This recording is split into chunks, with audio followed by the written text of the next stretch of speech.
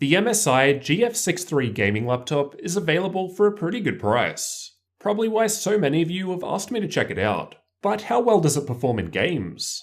I've benchmarked 15 different games at all setting levels to show you how well it runs and help you decide if it's worth it.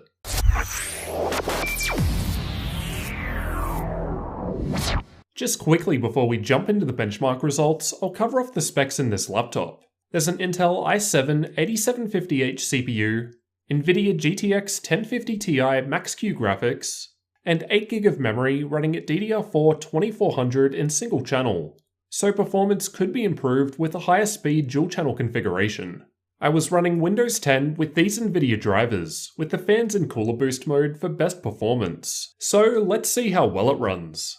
Fortnite was tested with the replay feature, and I found it to play pretty well with high settings or below, which was still able to give me a solid 60 frames per second on average.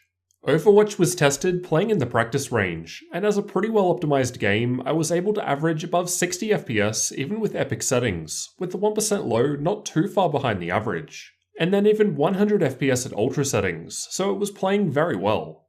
Battlefield 5 was tested in campaign mode and not in multiplayer mode, as it's easier to consistently reproduce the test run.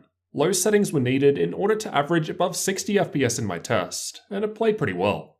Battlefield 1 was also tested in campaign mode, and comparatively performed quite a lot better than Battlefield 5. It still felt very playable in my test at ultra settings at least, with no real difference in terms of 1% low between setting levels. PUBG was tested using the replay feature, and although this is a less optimized game, it was still playable at around low settings, with very low settings required to reach a 60 FPS average in my testing. CSGO was tested using the Uletical benchmark, and although the frame rates aren't quite as high as the usual 200 FPS I see when testing this game with other laptops, we're still seeing pretty high results, easily playable, no problems. Rainbow Six Siege was tested with the built-in benchmark, and again pretty much always results in high frame rates. At ultra settings, we're almost getting 90 FPS with 60 for the 1% low, and then up to 130 FPS at low settings. Far Cry 5 was also tested with the built-in benchmark, and there wasn't too much difference between the setting levels in terms of 1% low, and then not really that much difference with the averages either, up to 50 FPS at low settings.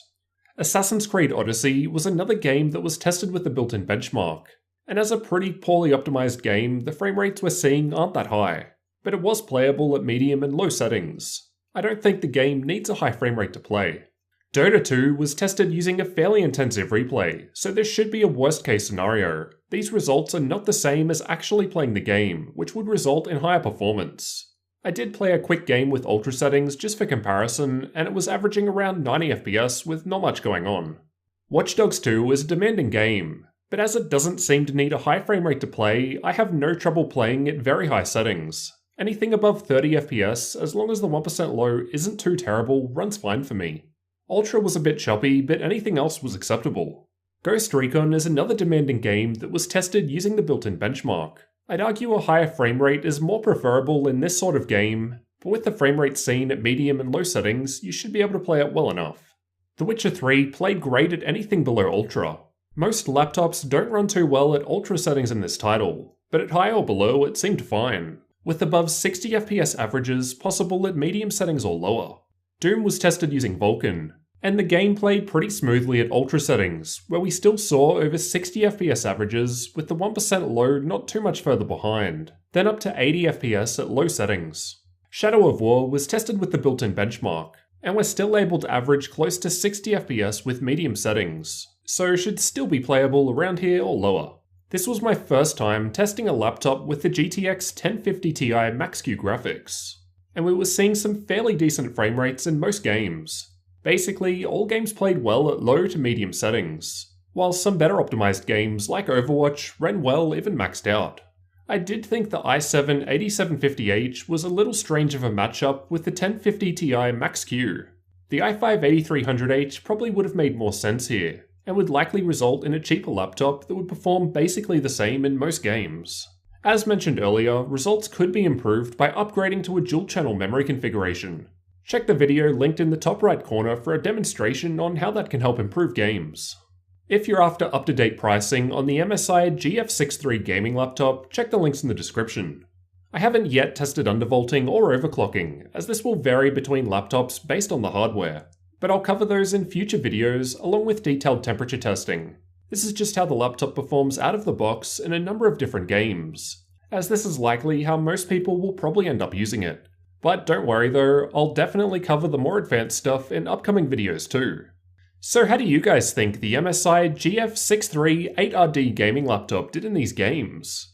It's doing pretty well for a mid-range laptop with around mid-range graphics. Although it was still capable of playing all of these games with around low to medium settings no problem, a dual-channel memory configuration most likely would have helped it perform a bit better. Let me know what you guys thought down in the comments, and don't forget to subscribe for the full review of the MSI GF63 gaming laptop, as well as future tech videos like this one.